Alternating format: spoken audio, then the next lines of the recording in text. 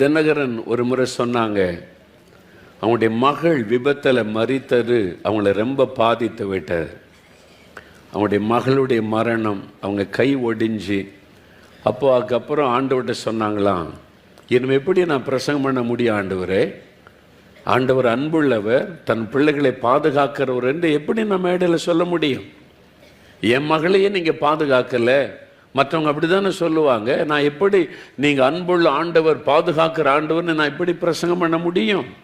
என்னால் முடியாது. ரொம்ப மனம் சோர்ந்துட்டாங்க, வெளியே வரல, வீட்டிலே இருந்தாங்க. ஆனால் ஆண்டவர் மேல் உள்ள அன்பை விடவில்லை. குடும்பமாக ஜெபம் பண்ணுவாங்களாம். தம்பி பால், சிஸ்டர் அவங்க முழங்கால் போட்டு டெய்லி குடும்ப ஜெபம் செய்வாங்களாம். அதில் தவறாமல் செய்திருக்கிறாங்க. ஒரு நாள் ஒரு மீட்டிங்கில் அந்த அனுபவத்தை சொன்னார்கள்.